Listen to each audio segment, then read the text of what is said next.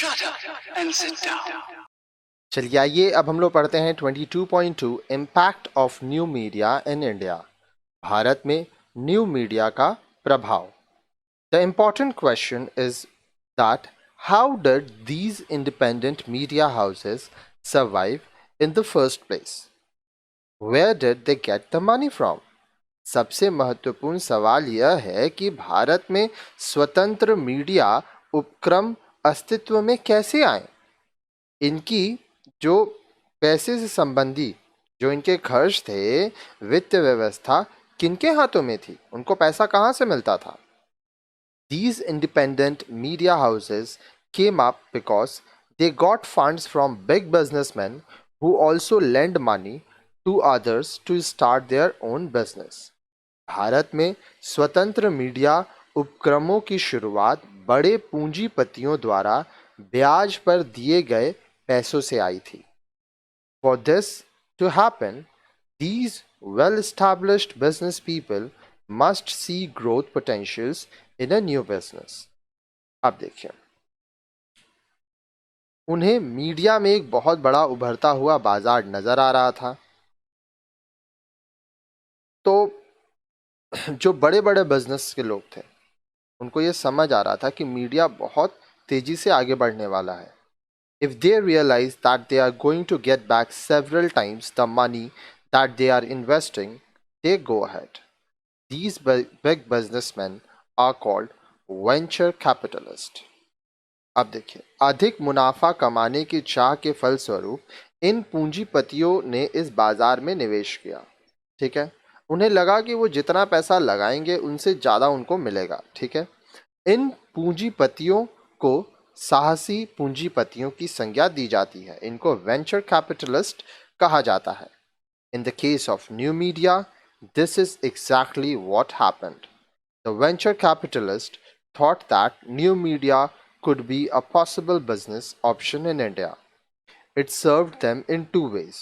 One, through a media house, the venture capitalists had some access to the political groups in the country.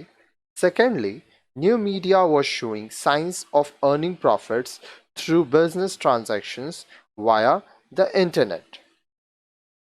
अब देखिए, बोल रहा है new media के संबंध में इन साहसी पूंजीपतियों को लगा कि भारत में न्यू मीडिया में निवेश एक अच्छा व्यापार हो सकता है।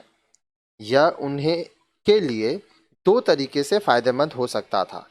पहला, मीडिया उपक्रम स्थापित करके देश के राजनीतिक दलों तक पहुंच बनाना, और दूसरा, इंटरनेट के जरिए व्यापारिक लेन देन से होने वाला मोटा मुनाफा। But what they didn't realize at that stage was that Indian customers prefer to buy things only after seeing the product with their own eyes. In other words, in the Indian buying culture, the concept of look and feel matters a lot. Although a few independent companies managed to stay afloat, most of them were forced to close down. अब देखिए, वे तुरंत यह अंदाज़ा नहीं लगा पाए कि भारतीय खरीदार वस्तुओं को देख परख कर खरीदता है।